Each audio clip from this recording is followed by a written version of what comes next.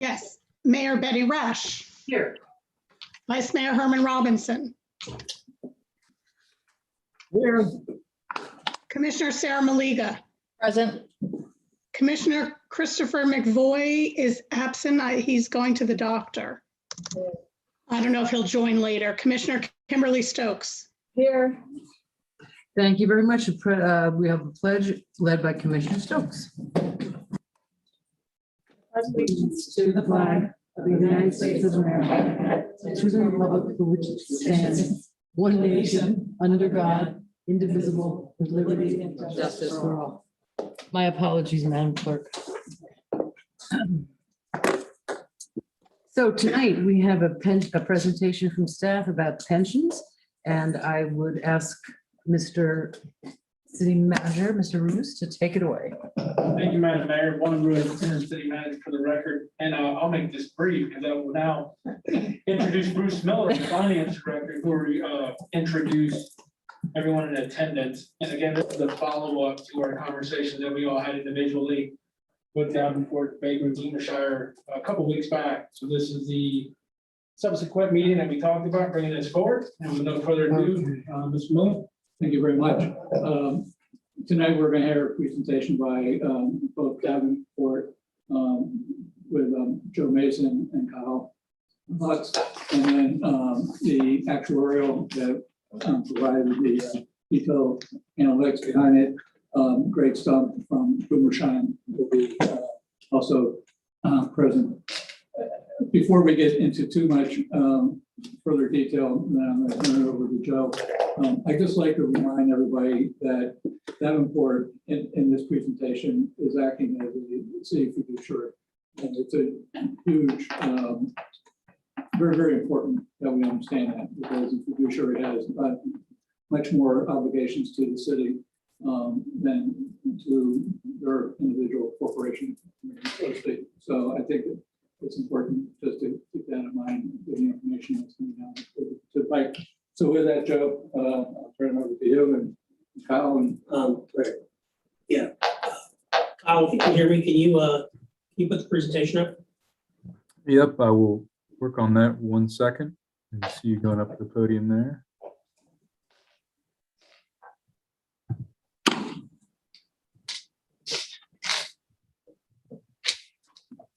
Back pages here. Joe, can you hear me okay? Can you see that?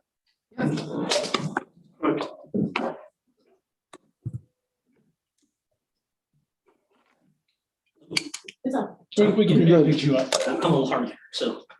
Well, good evening. Again, thank you for the introduction. My name is Joe Mason. I work for Davenport and Company. We talked one-on-one over the course of the last several weeks with each of you. It's good to see you in person as opposed to on a Zoom call. But we wanted to go through this material just to revisit it, refresh your memories of it, because we talked fairly quickly, as well as make the presentation material available to the citizens of Lake Worth Beach. We think that's important that they understand what the city may be considering. So, Kyle, if you could turn to the first page, we go. So as a reminder, we have three pension systems, pension plans, the firefighters, the police, and the general employees. To combine, the contribution that's in your budget to fund these pension plans is $12 million, or roughly 10% of your total overall budget. So it's a significant commitment. And the big picture, what we're talking about this evening, we'll drill down in some of the details, is you have an opportunity to take advantage of historically low interest rates, not at their true lows. We're a little bit above that, but they're still in the grand scheme of things, and we'll show you in a little bit just sort of how that's trended over the decades. You have the ability to take advantage of low interest rates to borrow some money and deposit those funds in the three pension plans to increase the funded ratio of those plans. And the funded ratio is really how much do I have in assets versus how much my liabilities are. And in the public sector space, typically This is sort of a rating agency benchmark, the actuarial community of which Greg Stump is on the phone from Boomershine Consulting. He will tell you that an 80% funded ratio is a pretty good benchmark for where you should be. So where are you now? At the bottom of the page, you can see that the general employees plan is about 63% funded with roughly $39 million of unfunded liability. The two public safety plans are not quite as well funded. Again, this is going off the 2019 valuation. We have the 2020 valuation for the two public safety plans. We're still waiting to get the general employees plan valuation to update all of our numbers, but suffice to say, not a whole lot has changed in terms of the population that's covered by the plans. But you have had some pretty good investment returns. So what we're talking about here in terms of what we may consider borrowing or asking for your approval to consider borrowing, that number's, the good news is that number's likely to come down by virtue of the fact we've had really strong investment returns over the last 18 months or so. So all told, you've got about $80 million of unfunded liability. Again, that's an older valuation. We will, of course, take the new valuation into account before we go to market. Greg's got most of the data that he needs to do that. And while I mentioned Greg's name, let me just stop for just a second and mention to you why we brought them in. So as Bruce said, Mr. Miller said, Davenport is your municipal advisor. We have a fiduciary duty under the rules in which we operate to do what's in your interest, not what is in our interest. So you come first. We felt part of that responsibility, that fiduciary duty, was to bring in an outside expert. You have your own actuarial firm, right? You had them for a number of years, but we wanted to bring in a firm that we've worked with on this very same question of whether or not to issue pension funding bonds. And we've done it for a number of clients, and they know how we think and we know how they think, and we sync up very nicely. But we wanted to have an independent viewpoint to test this. It's one thing for us to say as an advisor that interest rates are low, but does it make sense for these plans? Would they benefit, and would the city benefit by an infusion of cash coming from this potential borrowing that we're talking about? So we feel like this information has been tested, it's been validated by an outside party, and we have a high degree of confidence in their analysis and what you'll see here this evening. Next page, please. So you've got pension funds that are not at the funded ratio that they probably should be. What can you do about it? There's 4 flavors. There is, first, do nothing. Your costs are actually projected to rise ever so slightly over the next few years from the $12 million level they are today. And your funded ratio will improve over time, but it's going to be slow. And it does nothing to cut your costs and free up some budgetary flexibility that the city of Florida needs, given the property tax limitations and what have you. Strategy number 2, you could change the benefits. That's not really going to move the needle a whole lot, and it's not going to make the employees particularly happy. And you've done that in a prior iteration of pension reform, 10, 15 years ago. So we sort of set that aside. It's not really meaningful. You can shorten the amortization period of the unfunded liability. That will increase the funded ratio because you'll be putting more into the plan, but at what cost to you budgetarily? Every extra dollar you take and put into those pension plans over and above what you're paying today is some other program that you can't fund because it's going to the pensions. The last one is the subject of the remainder of this discussion, and that's pension funding bonds. Next page. So, talk a little bit about this.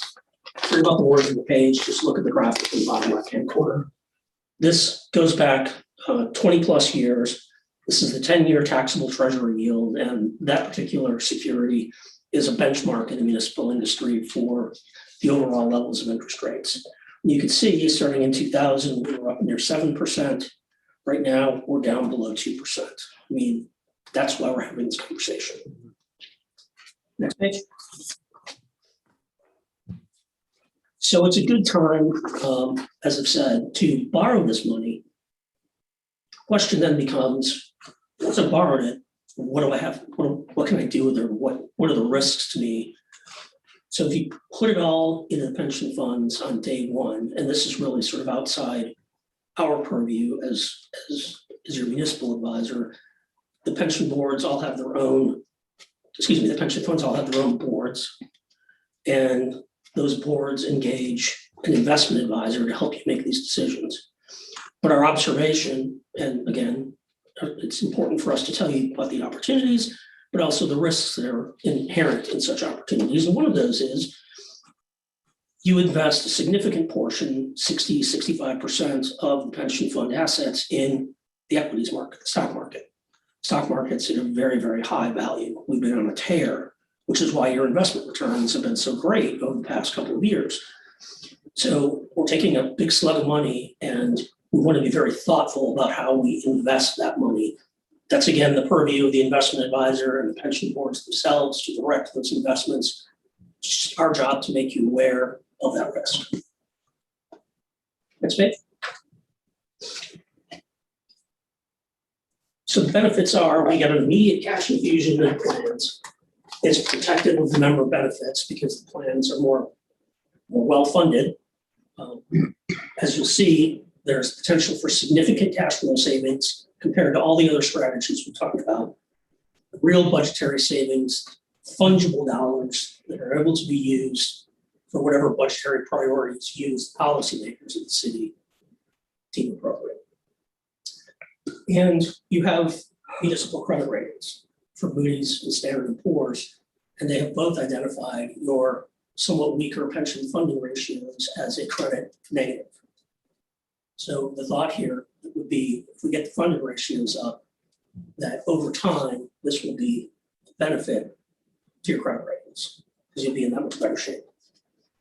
Next slide.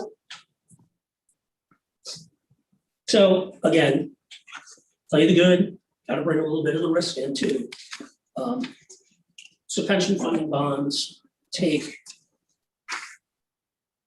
so you may have a policy or practice for funding your pensions. Currently, you've made the decision to fund them grants only $4 million a year. But that's not a legal requirement. If you wanted to back off that, yes, there might be repercussions in dealing with the pension beneficiaries. But from a legal standpoint, there's nothing in law that makes you fund them at $12 million.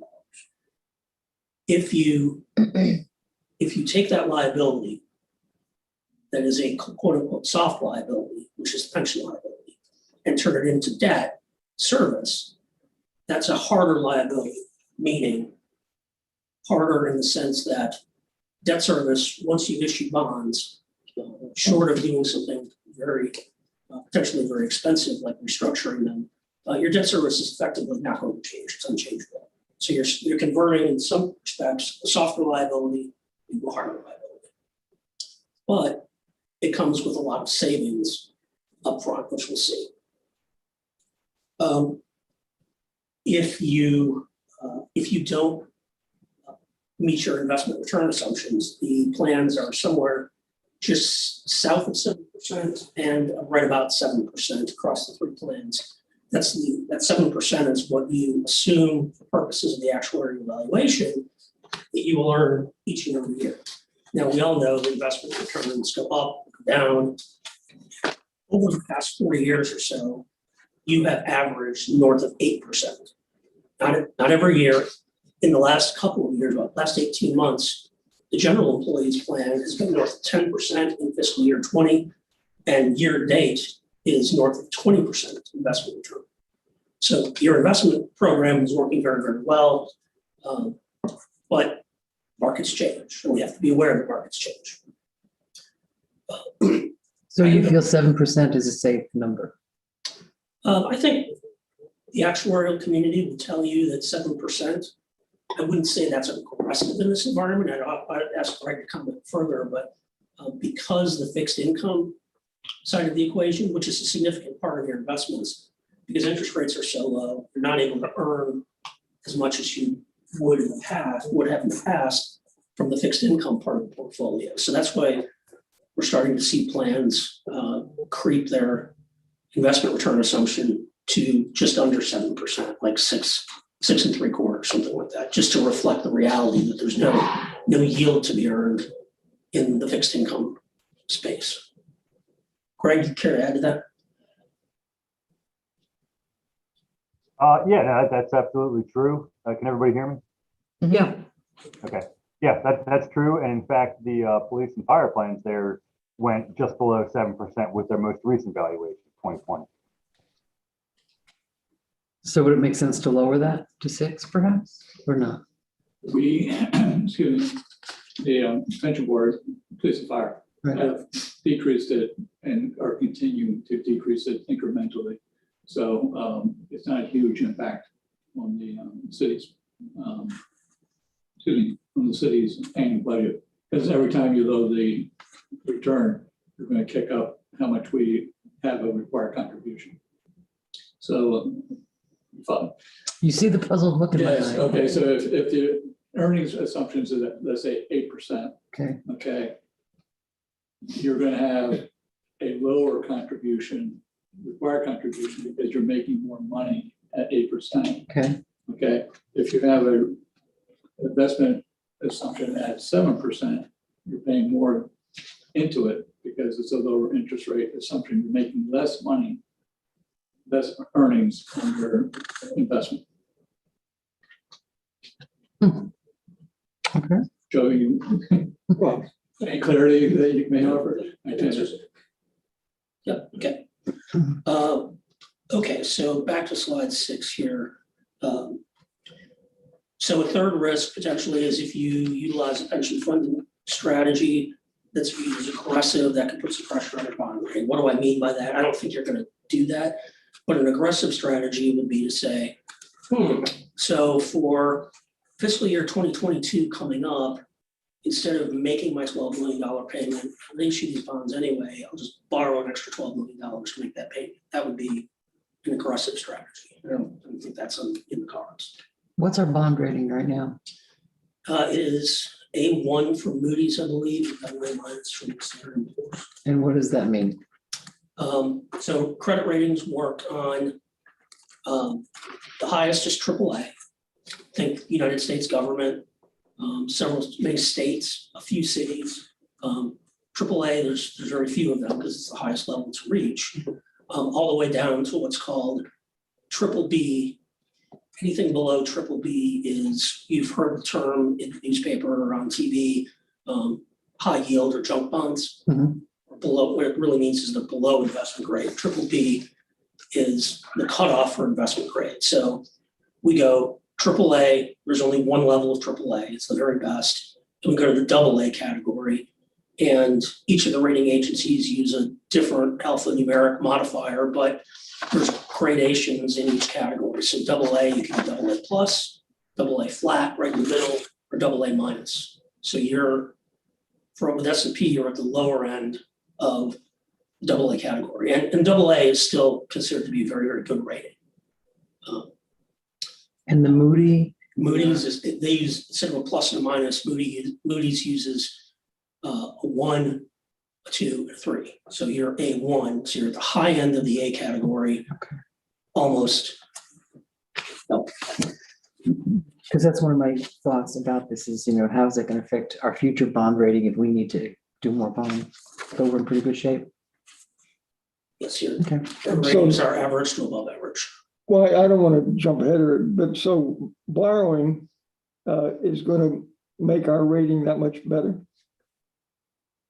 I don't think that's going to have an immediate impact on your rating, but I think over time, to And, follow, well, yeah, and so we're talking about bonding for how much?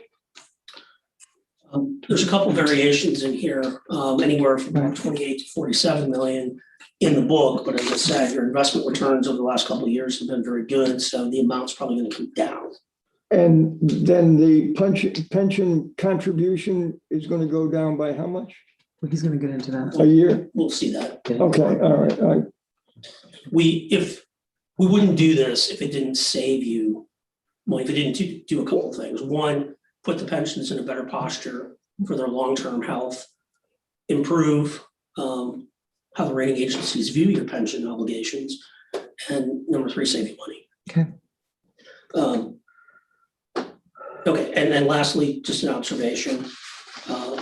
If you do pension funding bonds, you have a finite amount of capacity to issue debt. If you choose to use some of the debt capacity for pension funding bonds, it means you have less capacity to do other things. However, we've looked at it. The way we would do these bonds would be, and I think most of you, except I think perhaps for Commissioner Robinson, were not on last year when we did the initial non-ad valorem bonds for the city. We would use that credit structure for these pension funding bonds, and you have more than ample capacity, even if you were to go ahead and issue the pension funding bonds. So I've bored you to tears, so I'm going to turn it over to Holly. This is on my telephone, and he's going to take you through some of the specific numbers, and we're all here to answer your questions. And this is your time. And so interrupt us, interrupt Kyle, bring Greg in for technical questions, and I'm going to sit down, but drag me back. I just before you sit down, the reason that over time we might see an improvement in our bond rating would be, is it because we're moving closer to that 80% funded ratio? Is that the impact that would help? Correct. Okay. Yes. So we're gonna be going from A1 to A2, Well, which means, if you were to get an upgrade, you go from A1 to AA3. okay, So it goes AAA, AA, single A, triple B, and then below triple B is. No bueno. Oh, that's so good. No bueno. No point, yeah. Okay, thank you. All right, well, if everyone can hear me, Madam Mayor and Commissioners, it's nice to talk with you all this evening and walk through these numbers. And I think even before we dive into the details here, I think it's important, as Joe just mentioned there, in terms of the ratings, the pensions and their level of funding is one of the elements that the rating agencies look at. So as we think about what we're doing and really talking about here, which is pension specific, the other elements that will give the rating agencies some comfort as to the city's overall wherewithal will really be dictated within a variety of policies that we're working with staff on around things like fund balance especially, and a series of others in terms of how you manage your fund balance and your debt profile. So I mentioned that as the outset, in that what we're doing here is a piece of the puzzle, and it's a very important piece, specifically with respect to you and Lake Worth. There are also other pieces of that puzzle that at the same time we're doing the pension work, we're putting together to help make sure we're doing everything we can to kind of stabilize and solidify the overall financial wherewithal of the city, and then be able to present that to the rating agencies. So I give you that as a little bit of an overview. But on page number 7 here, I know we've talked about this previously, but we wanted to bring you as a refresher some of the information and numbers in terms of how these various strategies would flow through into how much you are paying as a city out of your budget for the various pension funds. As Joe laid out, there's a variety of important risk factors that are associated with any kind of strategy like this. And so what we've tried to do here to the greatest extent possible is to lay out with Greg at Boomershine, what might our picture, meaning what might our payments into the pensions look like over the next roughly 20 years under a variety of these scenarios and given some of these assumptions that we laid out. So on page number 7, just as at the outset, we basically have 3 different scenarios. Top of the page there, you see scenario 1, which is baseline / do nothing. What that really means is continue with the city's current strategy, which is to make your payments into the pension funds as the actuaries basically give those numbers to you. So that's what we mean by baseline do nothing. The second scenario is basically to take all of our 3 plans to 80% funded. So like Joe mentioned, that's the best practice level for most governmental pensions in terms of how much funding you have in the plan, about 80%. The third scenario, which is the one we've talked the most about, is because 2 of our plans are closed and the general employees remains open. The fact that those 2, meaning police and fire, are closed, we could borrow to get those up to 100%, basically on an actuarial basis, fully fund the liability, and then take the general employees to 80% funded. So that's what scenario 3 is.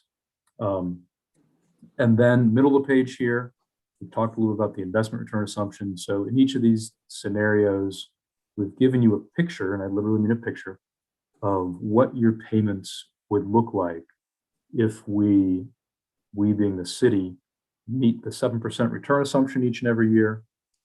If we only meet a 5% return assumption, so basically if we underperform what is built into the actuarial projections right now, that's what you'll see under B, under all these scenarios. And the third scenario, as Joe mentioned, and Bruce mentioned as well, in terms of our fiduciary duty, knowing that we have no control over the investment markets, nor do you, we wanted to put in a scenario that is probably overly draconian, especially given the good news you've gotten in terms of your investment results recently. But this C here, kind of the middle of the page, is what we call the black swan scenario. What that really means is, what if we have a very, very bad event in the marketplace? Our investment returns, instead of being positive, actually drop by 30%. And then the years thereafter, we make up some of those dollars. We will tell you that in the back of the book here, which you've seen over the past 40 years, when this is viewed on an actuarial basis, you've never actually had a negative investment return in any given year. And so over a 40-year time period, using the numbers from your actuaries, you've never actually had a negative single year. But we still wanted to make sure we showed these scenario Cs as black swan events to paint a picture and try and understand kind of the barbells of what if we have the assumptions that we are hoping for and planning on, which is meeting 7% a year, versus the other end of the barbell is what happens if we lose a bunch of money because the markets don't work in our favor, and that's scenario C in terms of a black swan. So we'll move through these. Each of these pages will look very similar. We've set that up on purpose. This is case 1A, we call the do nothing / baseline scenario. Basically, we just keep making the payments into the 3 various funds, just as the actuaries have set up the assumptions for us. And what that means is we as a city end up paying basically $12 million. Joe mentioned it's about 10% of your overall budget into pension funds. That $12 million increases ever so slightly out through 2026 until it begins to fall off in 2027 and 2028. So basically, you as a city commission would have that $12 million payment, as we understand it, is hamstringing some of the other critical priorities you have as a city. That would basically remain about the same for the next 5 to 7 years. And so that's part of the strategy in all of this, is how do we responsibly lessen the amount of annual payments going into the pensions while also improving the funded ratio. So that takes us to 1B, again, just to paint a picture. What happens if we continue with our current strategy, but instead of earning 7%, we only earn 5% a year? What you see there is the red bars, which is the payments you as a city would have to make. They started about 12 million and then they increase. And then those out years become much, much more expensive to you as a city. You don't get the benefit of the decline in nearly as substantial a manner. Because again, to I think the prior question that the mayor had, if we're only earning 5% a year instead of 7%, we need to put more money into the pensions from our budget. And thus that means the payments we're making each and every year go up. So this is just simply demonstrating if we only earn 5% instead of 7% before we even get to pension funding bonds, we're making higher payments out of the budget. So that then takes us to scenario 1C. What if we have that very, very bad return assumption, meaning investment returns within the pension funds? And you see there just visually how those red lines spike up in a very material way.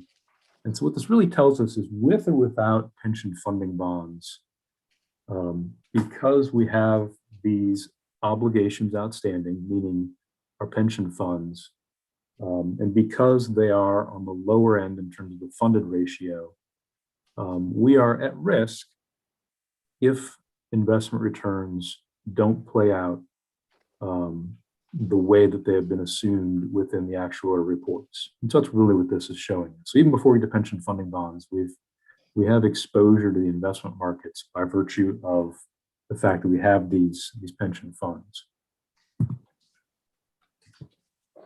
So that then gets us to scenario 2A. And I may go relatively quickly through these pages to get us to the scenario 3 that we've talked about, but just to paint a picture here, what scenario 2A does is introduces pension funding bonds. So in this case, we borrow some money today. We take that borrowed money, we put it in the pension funds. It earns investment returns over time.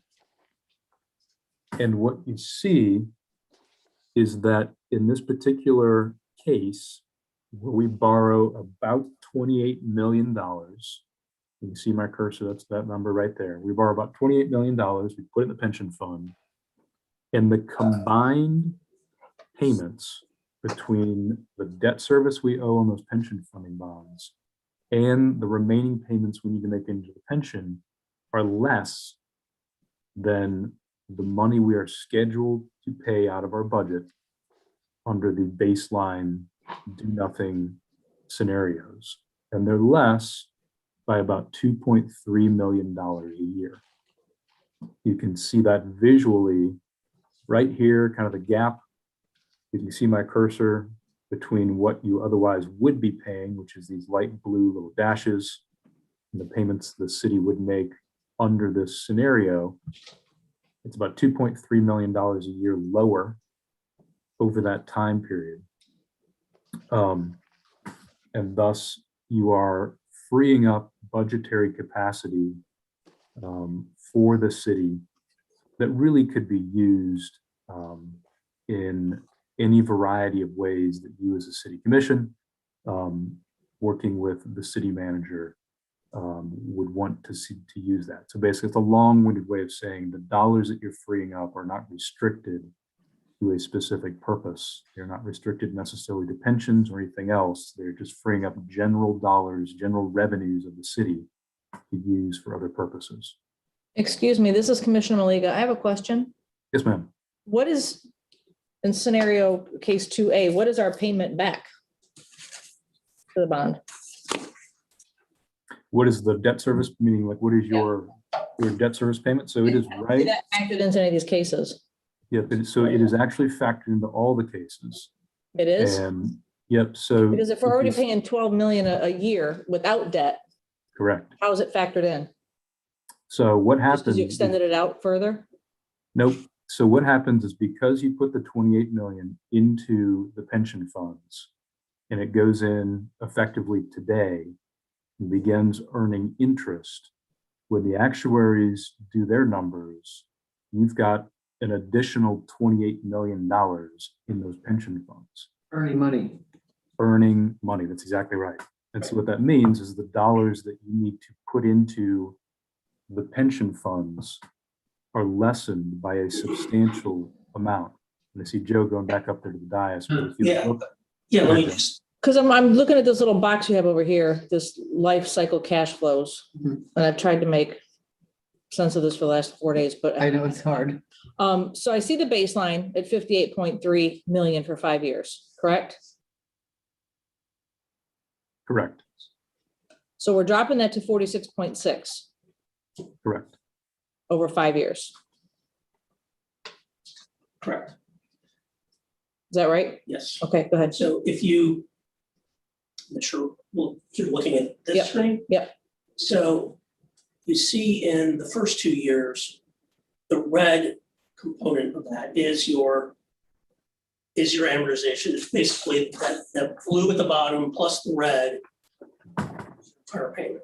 So if you issue the 28 million of pension funding bonds, look at the subsequent year, which drops down, you see the red, the combination red and blue part of the column goes down because the actuaries will recalculate what your annually required contribution is. And now you've got $28 million more of assets, so your liability goes down, so your payment goes down. And then to that, on top of it, the gray payment, and it's in the legend, it's called PFB payment, pension funding bond payment. We tack on the gray, that's the debt service on the bonds, but combined. So this is together, this is the they're still less combined. than Right. Okay, that's what I was asking. What was the separate? Because I can see the graph bar. Yeah. But the real number broken down, of course, It's a yours- busy graph. I like it is a very busy graph. It's a busy, Um, there's a lot going Well, on. once you go back and you look at what our real numbers are, we'll be able to not red line and gray line, say, 6.3 million is what the amortization is, the bond cost, the actual payment is 2.4 million of this money. That's kind of what I want to see, just for my own information, not the round out numbers. Does that make sense? Yeah, I mean, we can certainly provide. What Yeah, would the- you- Greg, do you have a breakdown between the two? Yes, And if we're at 58, can we talk 70% instead of 80%? Well, the goal is to get to 80%. That's what we need for the better The rating, goal is to, for the better rating. I mean, what would be the point in doing it if we're not going to go all the way? Don't you think? we're already at a pretty good rating now, right? It's pretty good. Could Yeah, always be better. well, at what cost? Right. Because we're borrowing money, to say that we're doing good. That's what I want to know is how much are we paying for the money we're borrowing versus what we could potentially make on the gain?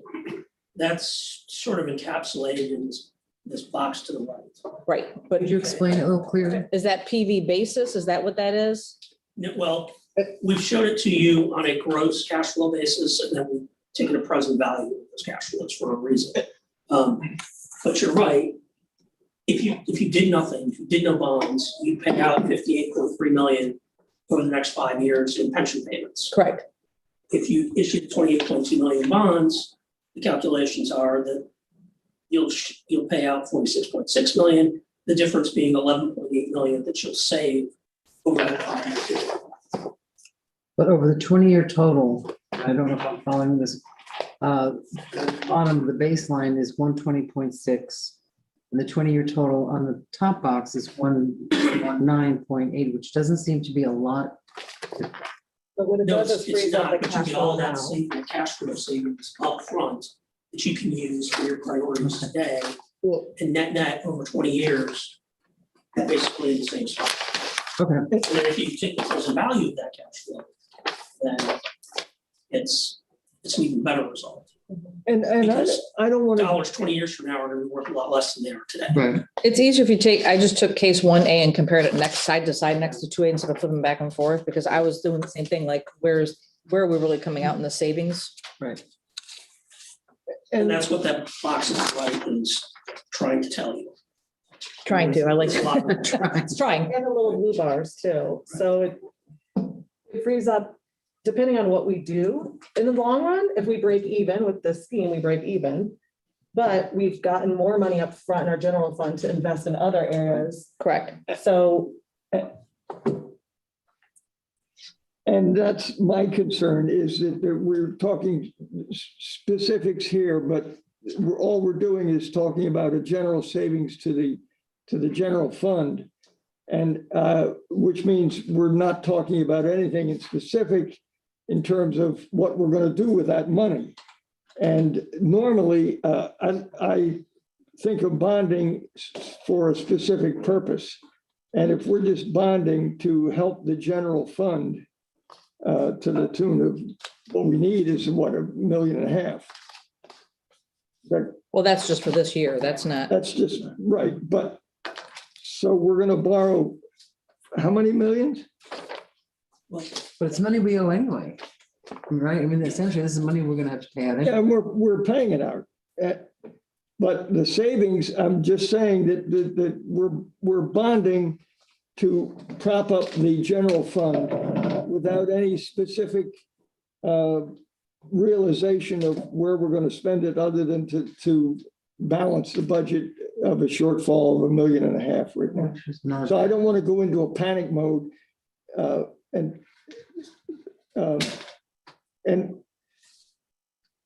I just caution borrowing when we really have no conversation about how we're going to spend it.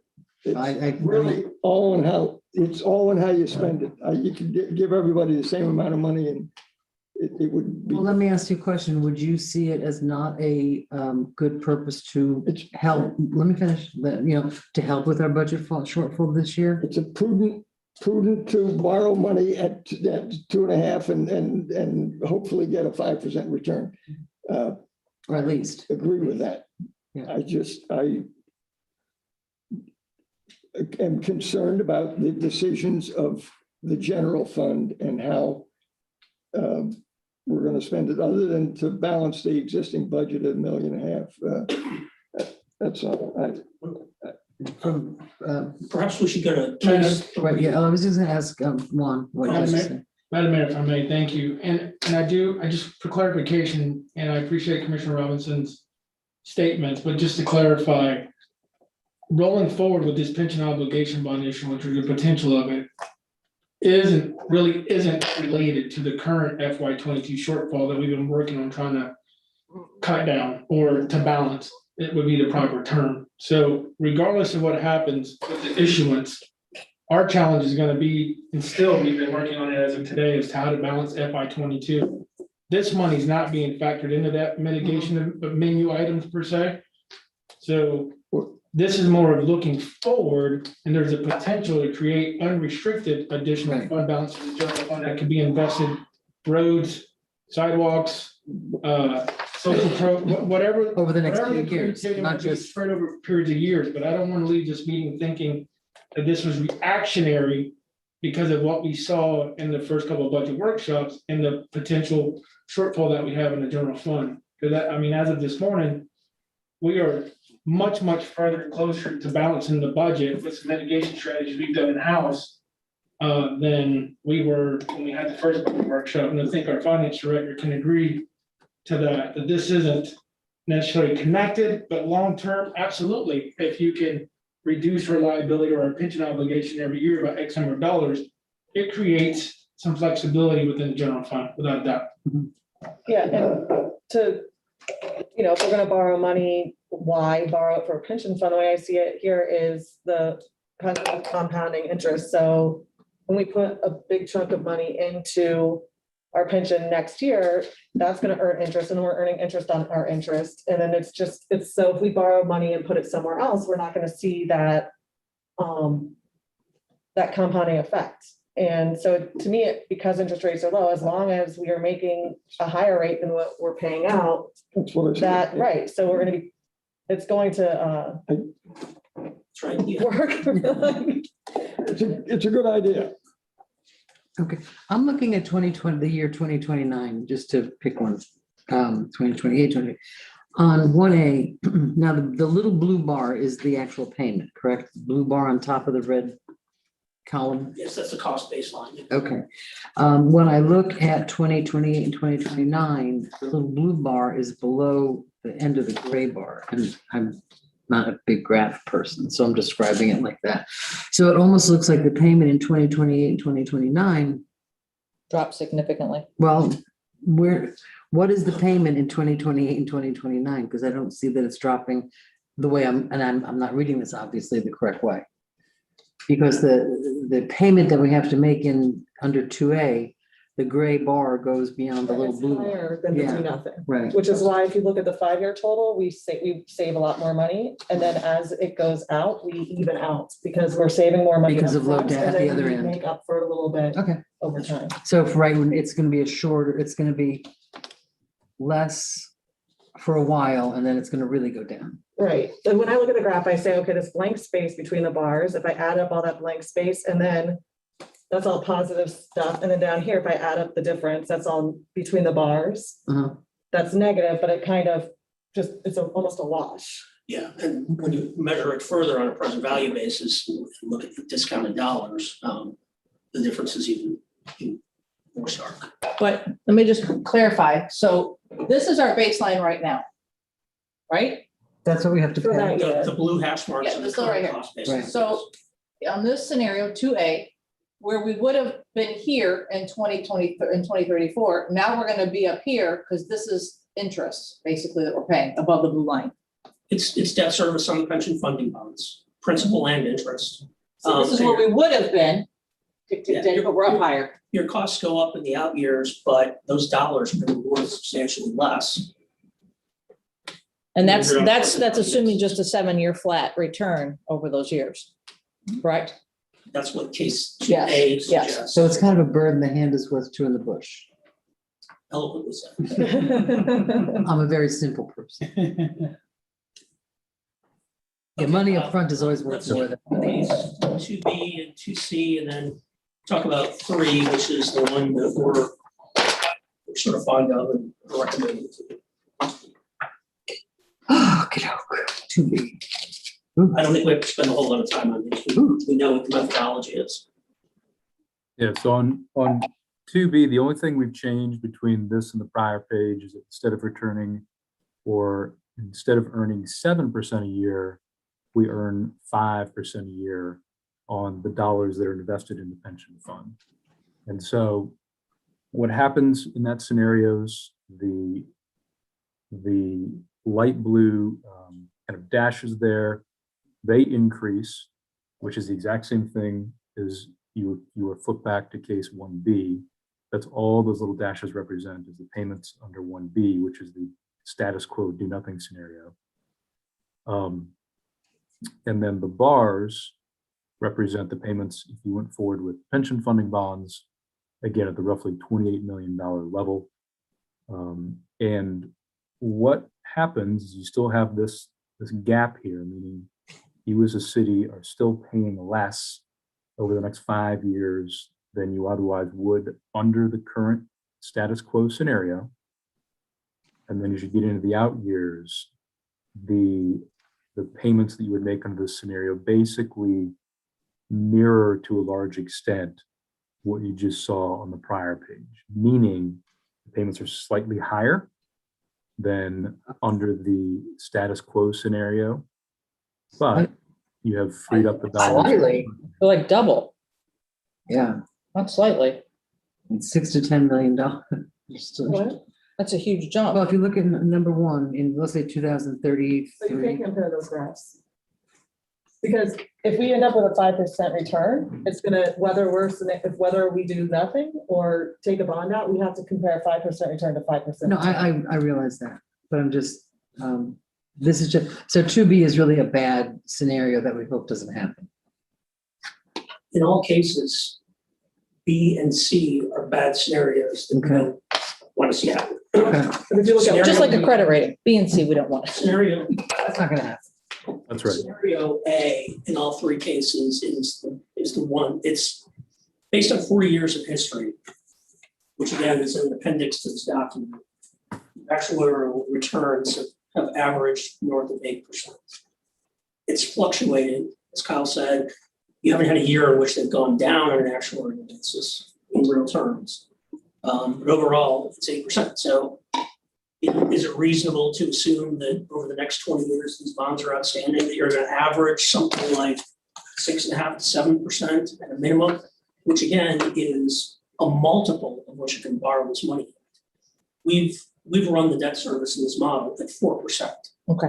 In today's market, it's going to be substantially less than that. Being short of, if you decide to move forward, short of some sort of market cataclysm occurring in the next couple of months, you're going to be borrowing at less than 4%. And we're talking about hopefully having an investment return that's 2 to 3 times better on average than what the borrowing rate is.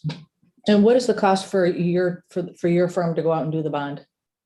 Is there a cost associated with this? Yes, And is that factored into the debt service payment? yes. Okay. Do we know what that is prior to approval? Our contract has a per bond component and an hourly component. So what I'm asking is, will we know what that is before we make our final Sure, I mean, decision? it's not just us, there's also your bond counsel. Right. There are the rating agencies that have to be paid for their fees. Generally, think about, a good rule of thumb is that the cost of issuance, the cost of doing the transaction are typically 2% or less of the par amount. So if you're thinking about $45 million, the total would be what, 900,000 or less? Better than a real estate agent. Right? Okay, but that's factored in, is that factored into the And importantly, yeah, total that's debt all service payment? factored into. the Okay. numbers. Okay. Right, the savings are shown net of those costs. And you also have to pay an investment banking firm to actually sell the bonds on your behalf. They're going to buy them from you and sell them to investors and they take their cut. So all of that's factored in. Okay. And my question to 70%, it's not worth the conversation in terms of the difference in borrowing. I mean, the theory is that we're going to borrow and we're going to make money on borrowing money and save on, extend the payments to get 80%. Is it worthwhile to, We're not extending the payments. we are. Well, it's all up to 2042. The 70% funded is not that much of a difference. Well, I think if the goal is to get to 80% Yeah. and sort of meet the expectations of the credit rating agencies and be consistent with what sort of national average is. Nationally, if you look at state and local pension funds, Greg, what is the average? Is it like 75, 77%? 80 sort of the call. Somewhere in that. So you're sort of below that right now. And the idea is to get you at least to 80% funded.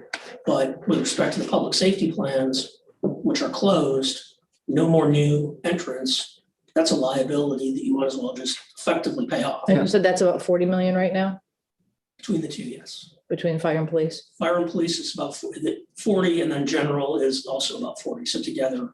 80. Okay. And we're not talking about borrowing $80 million with bonds. And the savings of paying directly those closed pensions isn't a consideration either. I'm not sure I followed the question. Sorry. Paying off that liability immediately with the borrowed money, That's what we're planning to do. immediately. And then we save interest. Yeah, and then, Joe, maybe we could jump to case 3 to the Yeah, commissioner's yeah. question. Take over, Kyle. Yeah, so to the commissioner's question in terms of fully paying off on an actuarial basis the liability for the 2 closed plans, that's exactly what case 3 does here, which is on page 14. So what we've done is basically we've borrowed some more dollars today, but again, that goes directly into the pension fund, begins to earn interest. That means that the payments you're going to have to make into the pension fund become much less. And when you combine those payments with the debt service payments, you can see this white space here, your annual budgetary requirement is about $5 million less over the next 5 years than it otherwise would be. So if you remember the prior case, where we only went to 80% across those three funds, we were to the good, meaning our payment was lower by about 2.3 million a year. In this case, we fully pay off the liability for the two closed plans. The general employees still only goes to 80 because it's an open plan. And instead of 2.3 million a year in cash flow benefit to the city, you get 5 million a year in cash flow benefit to the city. And again, that's those general dollars that would be available within the budget for you with city manager and finance director to target towards, towards those other critical priorities. For the first 5 years. Correct. And the other piece of it is if you look at that graph, so just focus for the moment on the bars.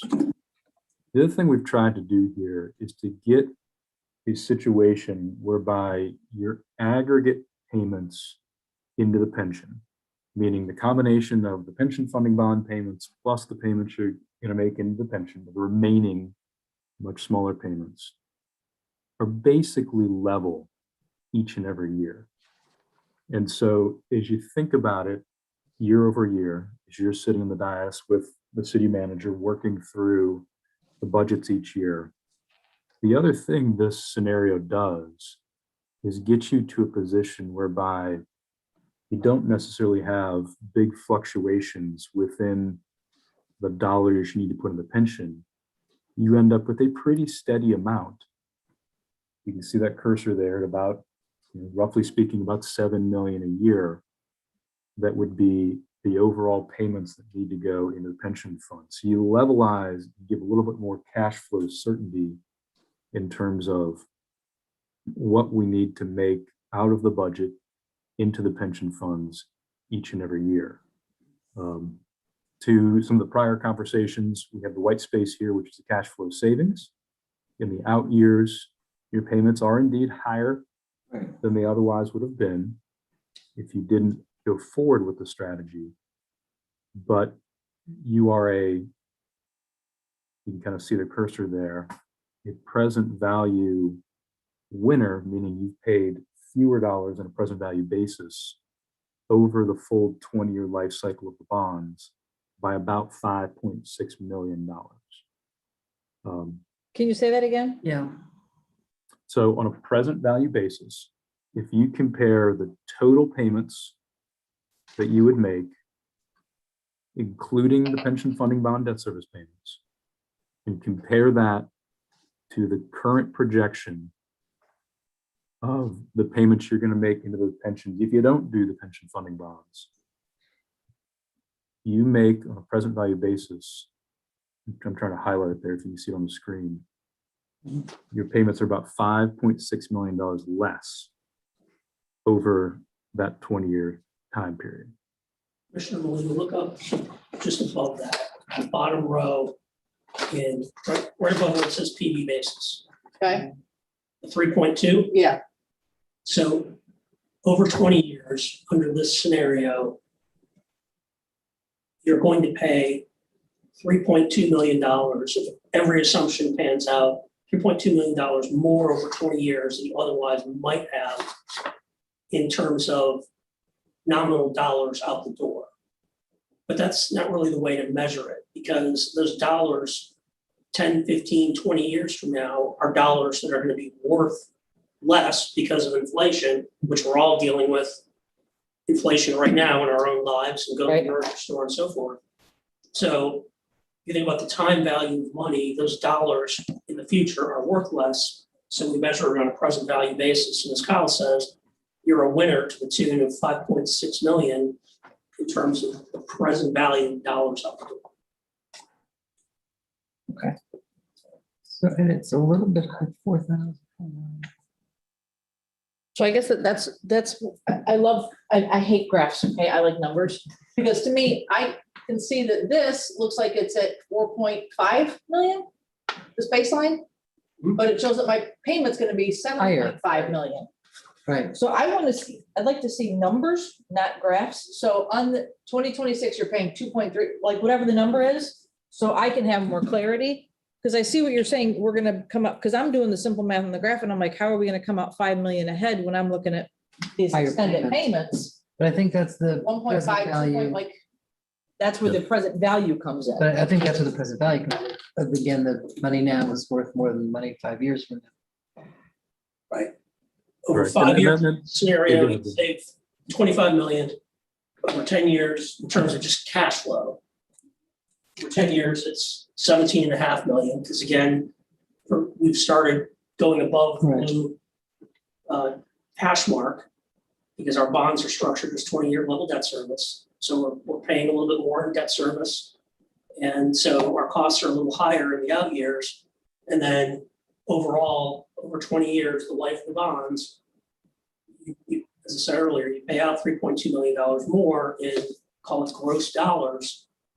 But those dollars out past the 10-year mark, 10 years, 10 to 20, are dollars that are going to be worth a lot less.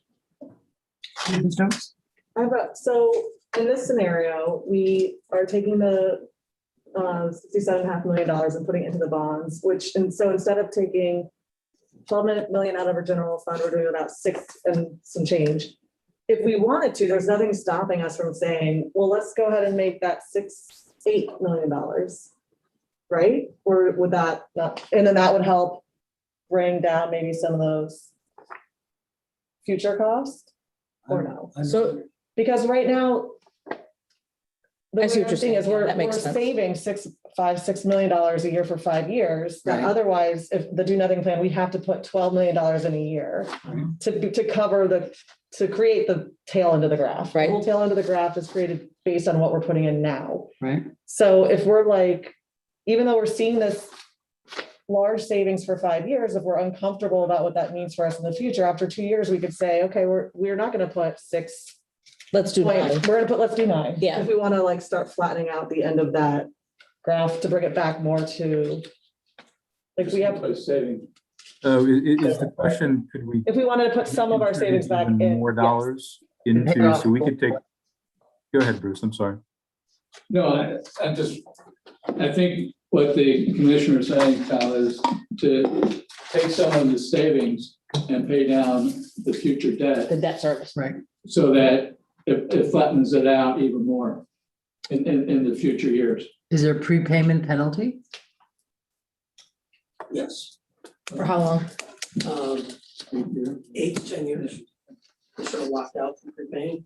But you could put that money into the pension and it could earn more That's money. exactly right. Yeah. I think that really is, and we've seen that, we've actually done that in another instance whereby some of the dollars that were freed up were then dedicated to further making payments into the pension fund. So it kind of takes this graph you see on page 14 and sort of supercharges it, to use a non-technical financial term. Would that be highly unlikely? Yeah, and And you that would, would, you would do that in the general employees. The general. Because you basically effectively Right, paid off. it's free money, right? I mean, well, it's freed up, it's You not. further make cash contributions to the general plan to get it closer to full funding and faster. And then after the bonds hit their call date, you can start paying off some of the debt at the same time. And the call date is 20 years? 8 to 10. Oh, okay. Oh, all right. Well, kids. Where are we? And then so we've, So 3A is borrowing 40, is the bond is 47.5 and 2A is 28.2, correct?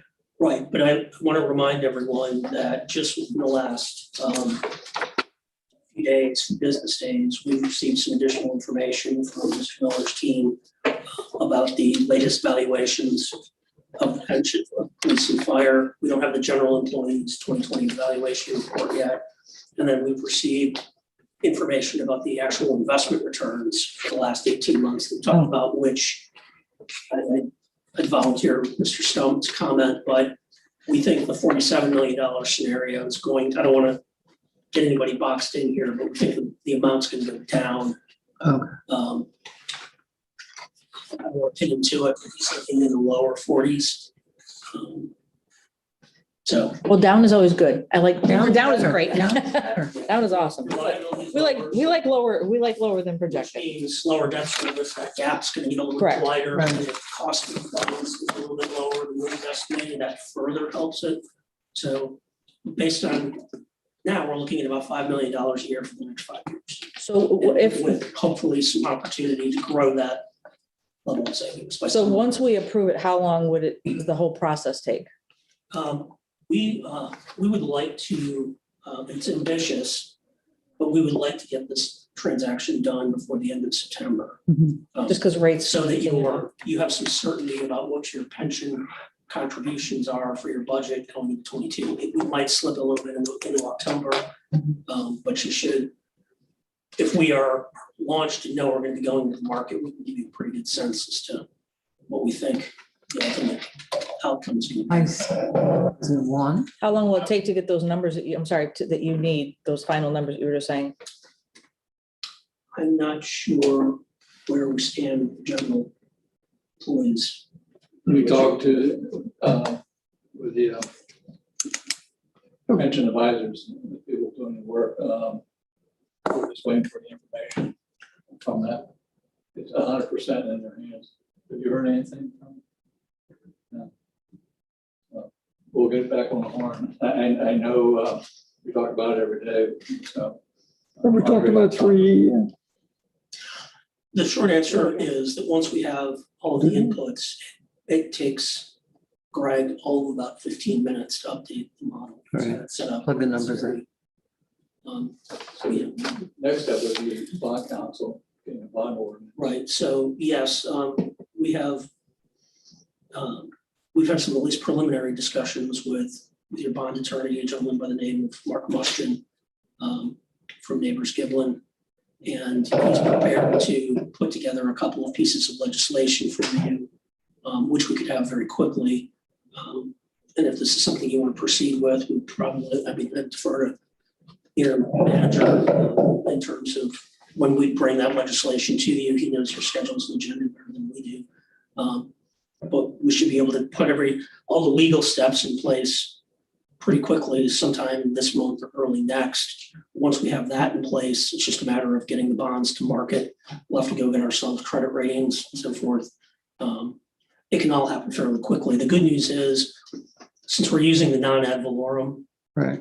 covenant to budget and appropriate structure that we used last year, we have a fresh disclosure document. So all we have to really do is update that, and then tell the story to the rating agencies about all of this. So will this hinder us, let's just say hypothetically, Okay. a year from now, we want to get a road bond. Will this have any hindrance on that?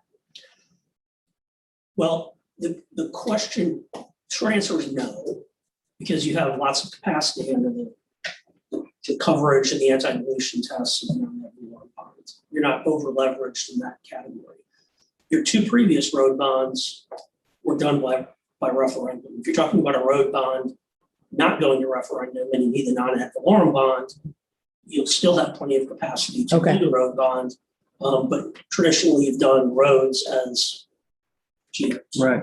So even With at, the dedicated millage that comes with it. even at the 47.5 million amount, we would not be tying our hands in terms of future things that we might need. Mr. Miller? I would like to point out that you may have some capacity. If you pursue this, then you would have capacity to do road bonds without, Road without bond. Without. Right. Got it. Yeah, that's what I was thinking as well. Commissioner Robinson's. Okay, so this is gonna come to us on a vote at a meeting when? Yes, Madam Mayor, that's what I wanted, before we end tonight, again, this being a work session, this is informational purposes, trying to gain some consensus. And then the gentleman will bring back forward actual official legislation action that'll require commission action, which will be the official. I don't see it happening before the first meeting in September, right? We have one left in August. We could call a special commission meeting between now and then, but we'll work out the details. Please don't. Not from here. But again, we do want to push the timeline if there is consensus to move forward. Because again, to Mr. Mason's point, they still have some homework left to do. So commission, what is your pleasure? Start with Commissioner Robinson. The borrowing is good at this time. I don't see much difference, and I'm going to be simple with the graphs, Sarah. 2A and 3E is what I'm looking at. 2A, 3C, 3E. 2A and 3E. You don't see much difference? Well, there's differences, but, there's big differences. What's out of those, help me if I'm asking you for my choice, which one of those two would you choose? What is this bullet? Limited benefit to 25-year PFD amortization. Madam Mayor, why don't we let Kyle finish? the Yeah. Why don't we? presentation? I think there's a couple of That's why we slides pay left. them the expert fees. Kyle, I think we left off on case 3A, and I know that's where a lot of the focus has been. There, obviously, there's a couple other scenarios. Why don't you go ahead and finish the presentation and We'd be happy. So we've talked about 3A, so we'll go to 3B. So in 3B, the only thing that changed from 3A to 3B is to say, instead of earning 7% a year on the investments in the pension fund, what if we only earn 5? So a full 2 percentage points below what is assumed in your actuarial report, and multiple percentage points below what you've earned over the last 40 years. And what you see there is that you still have this white space here, meaning your payments into the pension fund are less over the next 5 years by roughly that $5 million a year still. And over a 20-year time period, you are ahead, if you can see my cursor there, by about $1.4 million on a present value basis. There is an additional cost if you don't look at it over present value basis of about 9.8 million, round that off, called about $10 million. But again, that is spread over many, many years. When I say many, many, meaning specifically 20 years, with the ability to make adjustments along the way. So that's what scenario 3B shows you. Scenario 3C, which again, I'll just stress that in this scenario it is draconian. It is investment return assumptions that over the last 40 years, you've never had anything close to this. But getting back to the original points about trying to make sure we're demonstrating a range of potential outcomes for you. This one looks very bad if you do pension funding bonds, and it doesn't look very good if you do pension funding bonds. So you're still ahead cash flow wise over the next 5 years. Certainly we don't plan for this. We don't hope this happens, but we felt that we needed to show it to you.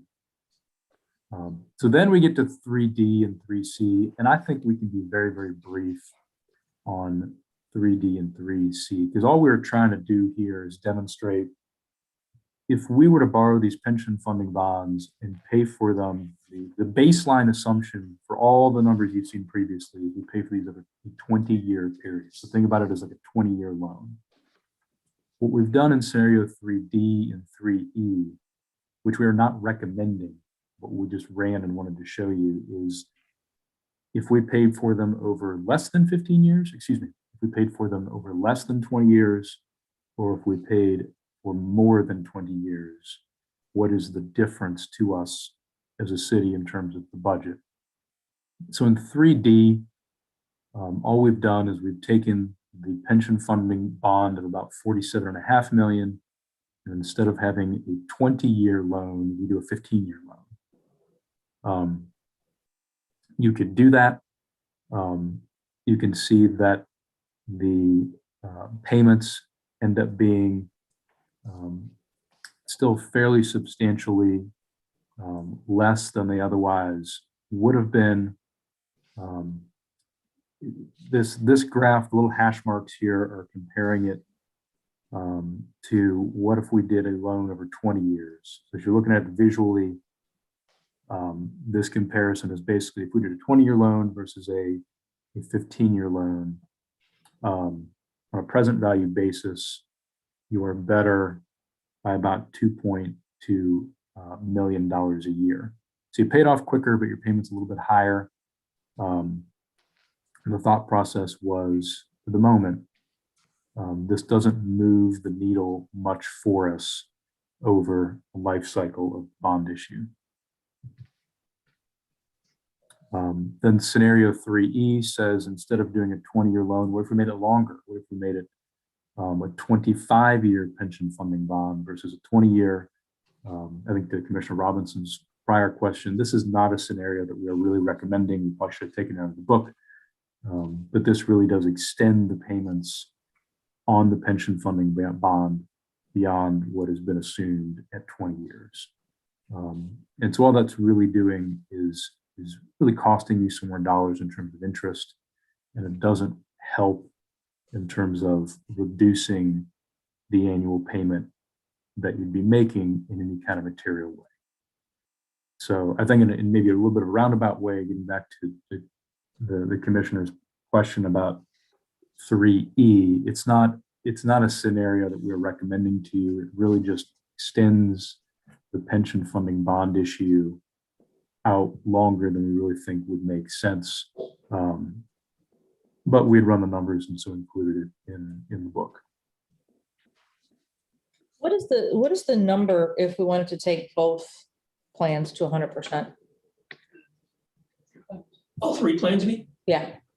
Because this shows 80%, the closed is 100, and we're at 80% on the general.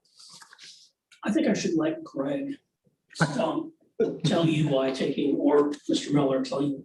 I'll defer. But nobody does An that. open Smart fund, you shouldn't necessarily take it all the way up to 100%. Yeah, really. How many other cities are at 90%? Or, I mean. I just asked the number. I just 75%. asked for a number. Greg, do you want to answer that? Yeah, sure. And if you don't mind, I'll address something else at the same time. That number with the most recent information I have, which is more recent than 2019, probably about 70 million total for all three plans. But you know, there is a good point that maybe going to 100% on an open plan isn't necessarily the best strategy, but that's a whole other discussion. The other thing I wanted to mention is an idea that came up a little while ago is, you know, can you, I call it reinvestment, you know, can you take part of that quote unquote savings in the first 5 years and put it back into the plans, meaning put it back into the general plan, because the other ones would already be 100% funded. And the answer is yes, and that's already built into our model. It's set at 0 now, but if you set that at 2 million or 3 million or whatever the number is, yeah, what you'll see is the long-term cost is not higher with the bond if you do that. Oh, but that's not considered prepayment? That would be, because we're paying the pension, not the, again, never mind, strike that. The bonds, yeah, the bonds are less flexible in that regard. Yeah, but you're prepaying the pension. So you can think about it that way. You're not prepaying the bond liability, but you are in essence prepaying the pension liability. We don't really know what the open pensions are the numbers are gonna be in terms of how many employees we have when they retire, how much, I mean, that's a movable number, I would think, rather than the two closed ones, which we know what they are. Correct. Yeah, and by example, you know, one of the problems when you get to 100% and over 100%, what happens a lot of times is benefits change or there's. Yeah, that's what I was gonna say. To change benefits. I just wanted to know what our debt number was if we do this in addition to, because I don't know that number. But I don't think that you can't really know that number because you don't know what the. It's approximately 23.5 million if we're borrowing 47.5. For. We can run numbers based on an actual amortization. Commissioner Stokes? I just wanted a question about process. So as a commission, every year we revisit how much money we want to put into the pension? No. Every year the actuarial firm will prepare an actuarial study and tell us what the required annual contribution is.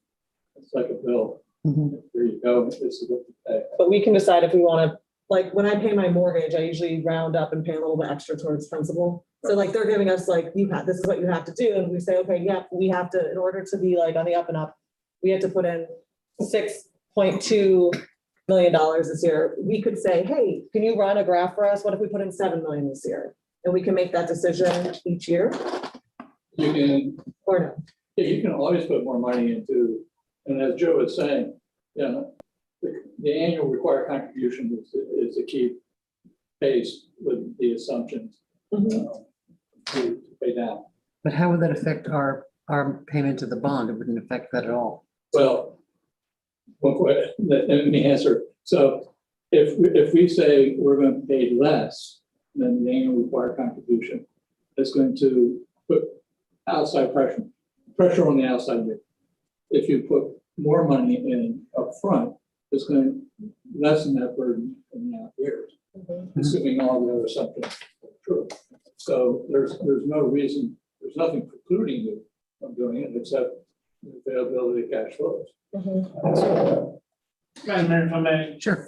Joe, Kyle, or Greg, for either one of you, I think a slide that would help Commissioner Stokes and everyone here is under scenario 3A, make the assumption that the 5.6 million, a portion of that is reinvested back toward the payment and see what happens in the out years. And if they could just get a visual of what that looks like, I think that would help. And we can share that, subsequent to this meeting. Is where they kind of getting at is, can we get a graph that shows that payment going out and the impact that it has? Because it should be in a positive, Right, it's a positive impact. Definitely. Greg, because right Yeah. now we're paying well, 11, talking about other things, I suspect Greg, if he's got his computer handy, can probably produce that in about 5 minutes and email it to Kyle. And here's why that's important, because that is a strategy amongst several other strategies that as a board, you can discuss on what to do with, we'll say 5.6 for the sake of this. Mhm. How do we invest that money? How do we make sure it's not, we look back, a couple of years from now and what happened? Where's the money? where We is need it? financial discipline, and we need to start implementing financial discipline. And Kyle talked about it earlier. We started talking about fund balance policies, franchise pilot policies, which Bruce will be bringing forward. So this is all part of a toolkit of how do we become more financially solvent, more financially disciplined as a city, so that we're making decisions that aren't just decisions for today, tomorrow, but 20, 15, 20 years out. Absolutely, we gotta set the city up for So- success. Yeah, if you guys can just I'm sorry to interrupt. work up that slide, that'll just help the group just get the visual and kind of, I'm hearing consensus on something. Greg, if you can work that up. It's a good thing, he knows all of his children well, he's like, this one's saying this and this one's saying. Body language. When's our next budget meeting? August 23rd is our actual next budget workshop, and that'll be all funds. Yeah, And our goal, just to let the cat out of the bag, is thank you. for August 23rd is to bring forward a general fund budget that's essentially balanced. Okay, and what we talked about at the outset, there is a lot of work that goes on outside of the workshops amongst the departments and trying to fine tune and think of budget strategies. So again, that's why I said earlier, the 5.6 isn't a budget mitigation effort that we're looking at this year, next year, or what, if you decide to as a policy board next year, but this year, we're cooked. We're trying to solve the issue that we have before us now. And the bond, this conversation is really about moving forward. So August 23rd, you'll be getting that. And I don't anticipate that this money is going to be factoring into current FY 22. Is that right, Bruce? The pension payment it's factored in That's correct. as it is today. As is. Well, not on this graph, it's 2022 effective. That's projected. The budget that we're preparing and that you have seen already contains the required contributions of the 3 pension. So plans. 11.6. As of, Exactly. So if that changes, if we do the pension obligation bond and pay off that amount, of course, that will change and we'll have other conversations thereafter. But the budget again, is Is predicated. including that, okay. And if I may, share something here. When we take a look at assumption 3A, there's a net present value. Positive. And this net present value that I look at more, it's going to free up cash flows. And as you were saying, it puts the city in the foundation so that can start building future. It really stabilizes some of our financial constraints. I know there's concerns about how much and that kind of stuff and where we put it, and that's a very, very important conversation that we're going to have to have as part of it. But to Juan's point, this is not a mitigating strategy for fiscal year 2022. This is to put the city in a strong financial position. For Long range. Yeah, and I personally am glad that you guys brought this before us. I think it's a great idea, especially with the rates as low as they are. Yeah. And I don't think that we should drag our feet in making a decision. I like 3A. I love, Kim's idea. I don't think that we should do the minimum, but if we have an extra, 1.3 or whatever we say and go, what, put that towards it too. And let's work off that budget in the future. I mean, that's how I'm feeling. I don't know about anybody else. I also like case 3, praying that it's 3A, because that's Right. the ABC is out of our control. Yeah, right, I do like right. case 3. And I think so moving forward with trying to get that bond is one thing. And then once we do it, we can, every year it'll be a decision of, do we How want much? to reinvest some of that money? But just knowing that that's an option if anybody's getting scared about what's happening in, 20 years from now. No, I'm a little more concerned about simple decisions of the extra 2 million that, where we're going to spend, not in terms of direct bond money, but going into the general fund. You won't know where it went. I'm just saying, decision-wise, we're borrowing money. Aren't we in charge of that? Yeah. How old is That's- I mean, we would have to. That's my absolute Talk about concern. next year's budget, Right. we're gonna be I talking about. congratulate Juan and the whole group to come together and effectively you're saying balance the budget now? That I was concerned about $1.5 million 4 minutes ago. And now we're borrowing money, putting it into the general fund. We've got a balanced budget. And whereas next year and the year after that, there's no guarantee that we're going to pay down that. But we don't That's have an to. option. No, we don't have Right. to. That's, It's up to whoever the 5 people are I know. here during that conversation gets to decide. And Commissioner Robinson, just, I don't like to overpromise and underdeliver, right? We have to be careful. It is, our general fund budget is balanced to the definition of balance. Is it easy getting there? Absolutely not. Is there some considerations that are coming before you that staff's gonna recommend? Absolutely. Are we all gonna get everything that we wanted? Absolutely not.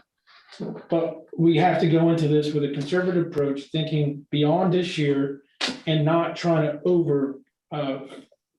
we gotta live within our means. Okay, it's just like balancing your checkbook at home. I know this gets complicated at times with government and the rules, and at the end of the day, we have to be financially prudent and very good stewards of the public money. So, yes, is it balanced as of today?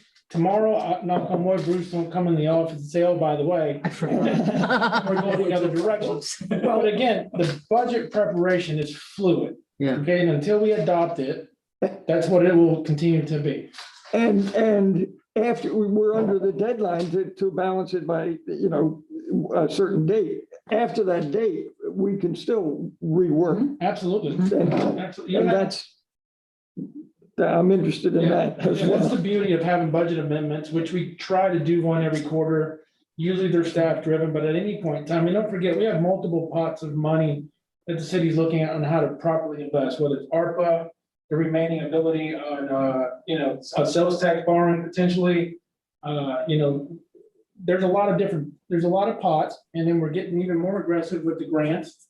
So, if we get lucky, we have this, grant fund that has more money's coming to us. And then, who knows what's gonna happen with the new infrastructure bill that's coming down the pipeline. So it's, for once, the organization that I've been a part of for so long has the ability to make some really sound financial decisions, but actually with some coin at the table. Commissioner Maliga. Not gonna throw a wrench in it, but Yeah, Here you are. So, I would like to know monetarily, and I know that the pie and the little graphs are supposed to tell me, I don't see a pie chart, but 2A to 3A, there's no comparison to the two, and I know it's borrowing 28.2 million versus 47.5. It's fully funding versus only 80% on all the plans. But just off of quick glance, what I'm seeing is that after year 2027, Mhm. we are way ahead as far as what we've paid out in interest and what our debt back is. Which, with 3A or 2A? 2A versus 3A. I think Kyle can do the best. And it's Kyle- only 2.3 million freed up every year. But across the board, I just don't know if that would be, I guess I need to see the real numbers, what that really looks like. Kyle, did you hear that? I think Commissioner Maliga is asking to basically benchmark case 2A versus 3A. Right. Over the 20 years. Because they're two different numbers, a 47.5 and I don't have a comparison of the two. Yeah, and so I can give you two answers. Number one, I think as a follow-up to this, we'll definitely get all the numbers into some tables so you can see the actual numbers there, which Commissioner, I think was your request. So that's probably answer number one. So answer number two is you are correct that if we're looking at 2A, we only borrowed 28.2 million.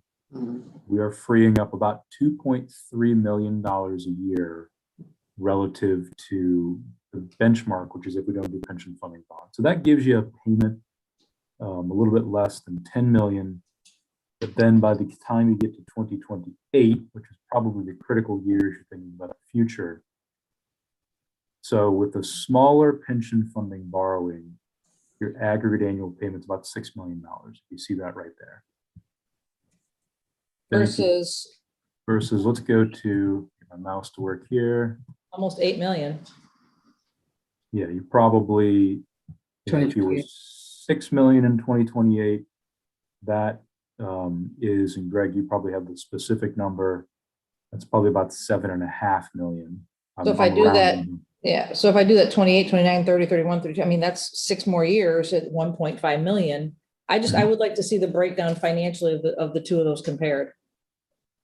Like if you say for the 20-year total for 2A, we come out 0.8 ahead in real dollars, and we come out 3.2 behind in actual dollars. So the amount of, you do pay, it looks like you're gonna be paying maybe like $4 million out from your checking account. But then when you look at the present value, is that what the PV stands for? Yeah. Correct. Ahead with case 3 at 5.6 million versus 4.1 million, because you have that influx. I know, of but cash. I still want to see the dollars. Right. I don't like, And it's gonna show you that, yes, we are in scenario 3, we are paying more money. But we borrowed more. Well, we're paying That's paying what I'm more saying. overall total. but if we're gonna pay it, I mean, no matter what the dollars and cents work out to, Mhm. in those later years and going from year 2028 all the way down to 2041, if we're $3 to $4 or $5 million ahead in the budget, again, projecting that these are the same 7% returns. Yeah, but That's my so question. here's maybe one way to look at it. So if you look at the 10-year total, we're back at scenario 2A, which is the smaller of the pension funding bonds. Just take it out over 10 years. Kyle, you correct me if I'm wrong. Yeah. One of the big difference between 2A and 3A is that 2A takes it 80% across versus Right, 3A, which is 80. because you're borrowing a lot less money. Correct. Correct, yeah. So it's all of that is right. So over the first 10 years, with a smaller pension funding bond, you pay You can see this right there, about 77.2 million. If everybody can kind of see that highlighted on the screen. Under the larger pension funding bond, you pay about 68.9 million. So over the next decade, you are, roughly speaking, $9 million better off having done the larger pension funding bond because it frees up that much more cash flow out of the budget in the early years. Everybody's following me there. Over the 20-year time period, look back to 2A here, over the whole 20 years, so you get 2 decades, your total payments are 119.8 with the smaller pension funding bond. Just round that off and call it 120. And then we go back to 3A, and your total payments are 123.8. So if you want to round a little bit more, call it 124. So it's about a $4 million difference in total over the next 20 years between 3A and 2A. So a lot of this comes down to not just the total of the payments over a time period, but the timing of when those payments occur. And so it's a bit of a balancing act there. 3A gets you more dollars freed up as a city upfront versus 2A, which gets you fewer dollars freed up as a city upfront. Over the whole 20-year time period, there is a pretty darn, I'm using the term nominal, difference between 3A and 2A. Yeah, it's about a 3% difference in the total payments over 20 years. How could that be when there's a difference of $19 million? Because you're factoring in the investment, paying that much more back? That's where I'm Correct. confused. You're telling me I'm coming up $4 million difference, but I've borrowed 23, that's where Because I can't wrap my head around. I think it is the investment. I think the fact that we have that money up front and we're making hopefully at least 7% on the other 20 million that we borrowed, that income. We'll put together some tables that show you Okay. the actual numbers that underlie the graphs. Everybody absorbs things differently. Some people have pictures, some people like to see the actual dollars. We were trying to take a very complex subject and boil it down in a way that you can understand. I could understand. We'll get you those. That's no problem. We'll get you the direct comparison of 2A to 3A numerically. There's just a couple more thoughts I had for you. Kyle, could we flip to the appendices, specifically the sort of other Florida communities? Say that one more time, Joe. Which appendix? Other Florida communities, Got it. Okay. lots of words on the page here, but this is in your document. We wanted you to understand and know that you're not breaking new ground. Some of your neighbors and even peers, your neighbor in West Palm Beach has done this. Miami Beach has done this. Gainesville's done it. Palm Bay, Hialeah. There's just a variety of ones, and this only goes back 4 or 5 years. If we look back for the larger arc of time, we would have even more examples. So, and the last thing I wanted to say is this idea that Commissioner Stokes brought up of using some of the savings to plow back into the pension fund, the general employees fund. That particular action, if adopted in a policy, you don't have to commit to an amount every year. As you say, it's a year-to-year decision, but reinvesting some of those savings would be very, very well received by the rating agencies. They'll think it's very one of the. So that would be the responsible benefit of use doing that of is- those monies. That's, And not very many folks that do these actually take that step. that's what the Setting next an step extra is, one. execute a post-sale plan for investing in proceeds. So would that be the biggest benefit to doing that, what other benefits would there be to use that savings to put into the pensions? Since we've, What are the benefits? yeah, I mean, the people, our bond people would like it. It would look good for us fiscally. Yeah, it would lower your future cash flow Yeah. requirements to service the pensions. Yeah, okay. It's gonna lower your payment over time. It'll make the employees that receive those future benefits happy because they know they're gonna have a pension. Mhm. It's always good. Okay. It brings up the future cash flow conversation about what's going to be more important in the future, pay or pension, which the money is going to have to come from somewhere. I don't understand. The employees concerned for pension or in a competitive pay scale. So we may be more interested in using any benefits from the Oh, okay. Yeah. into competitive pay salaries versus Rather than pension. pension. Well, that'll be our job after we have these Which will savings, drive future pension costs. which will drive you right. Whoops. Not necessarily, if, Yes. Yeah, how not? Yeah, it does. How could it not? Well, the other consideration I feel duty bound to tell you as your advisor is that I would be inclined, if I were in your chairs, not to thinking about using those dollars for, just like you think about ARPA dollars, using them for Exactly. things that are gonna have a longer term and more, Roads, what's the word I'm looking for? capital things. A better return on investment. absolutely. Something that's more transformational, that's going to continue to pay benefits. Right. I Not was pension trying to say. benefits, but benefits to the city. Building these savings for 5 years That's fine. into a new pay scale is going to leave you at the end of 5 years driving over. a cliff. Yeah. Because that's all going to be baked into the base pay of the employees, and your resources are going to go away. One time in nature that have a good return on investment. So just so that I'm clear, scenarios 2 and 3A, savings up front, but a little higher payment in the 15 to 20-year range.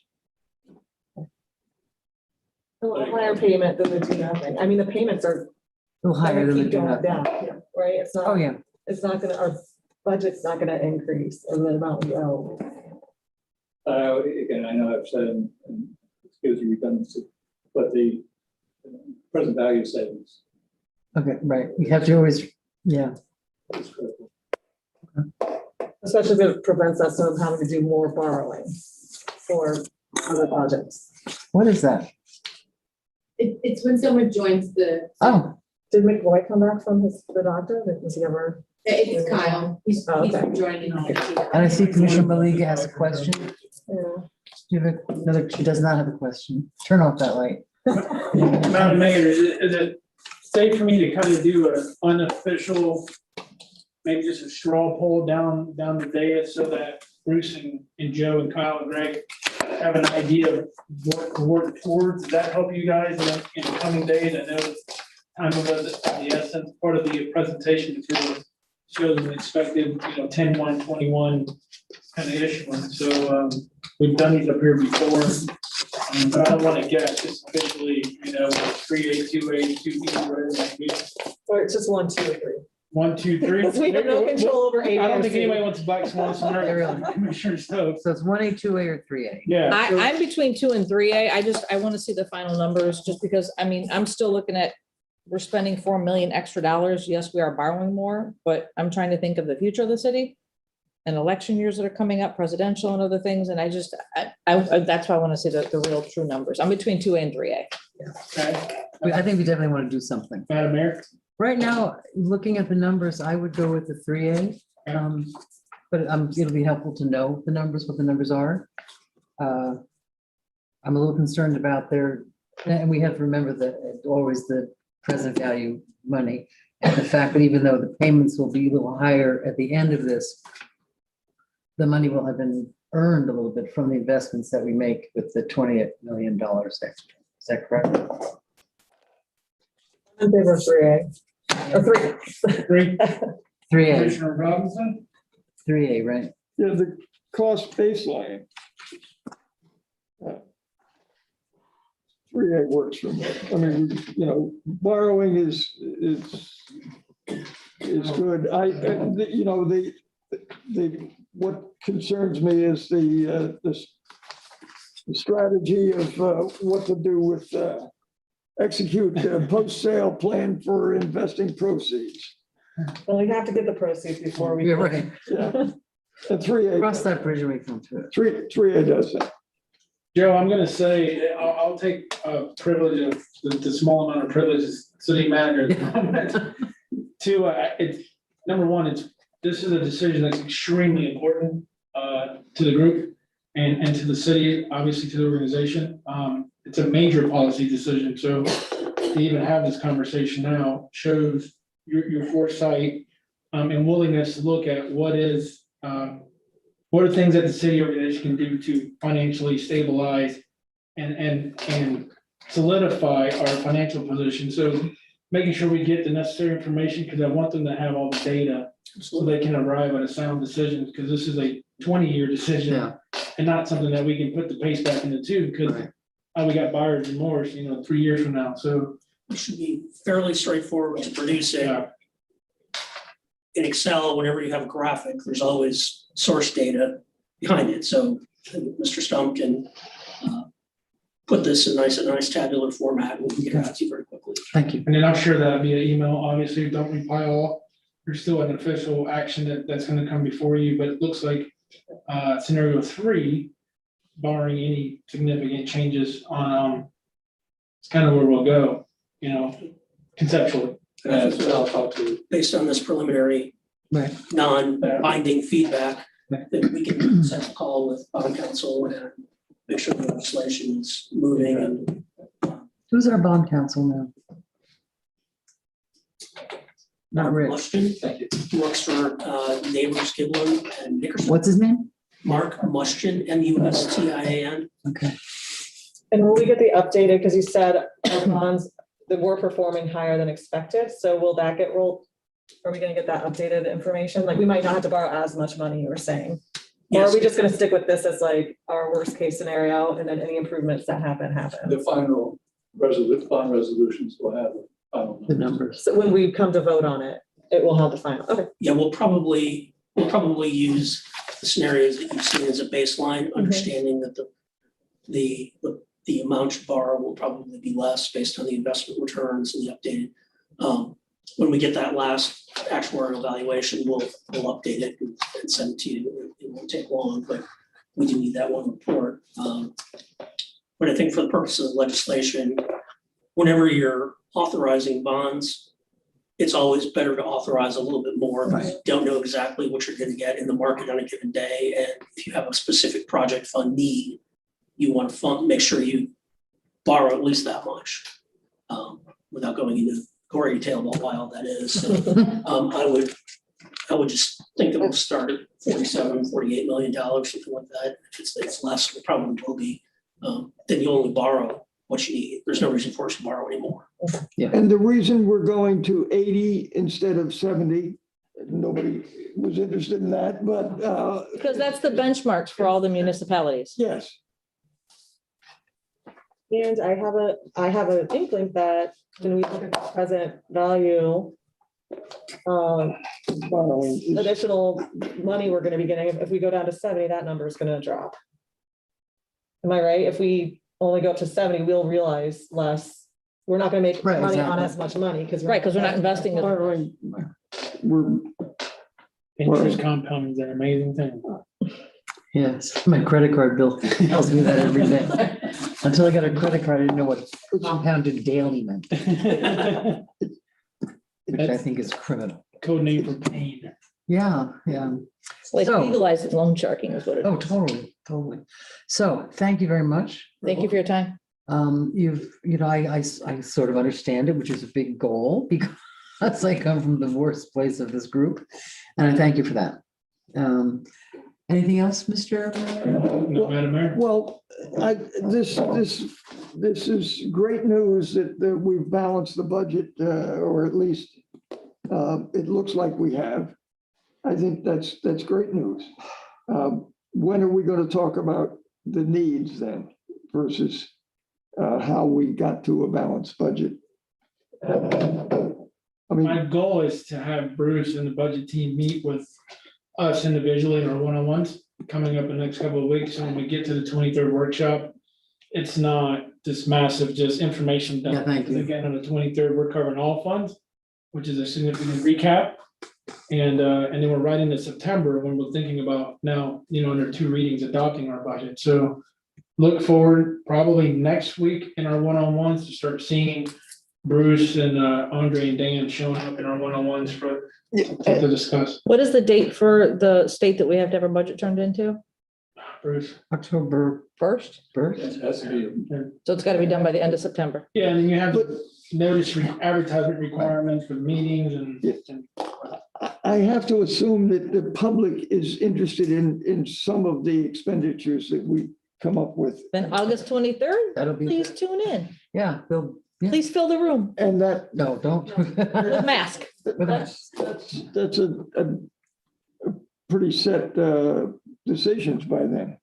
If we're doing one-on-ones and then you come out with the 23rd, I just wonder what we're going to be talking about one-on-one. No, we'll find out. Yeah. I don't mean to be. And my interest is in the public input, how much change we'll make after the 23rd. Yeah, that's all. Email your commissioner now for any concerns you have. Really?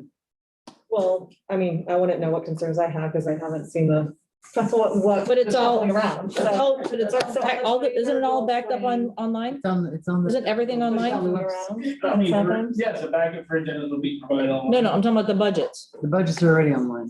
Not after their shuffle. No, not the operating, because we're still dealing with the ADA issue, but any constituent that wants to request copies of our operating budget, we can get them a copy.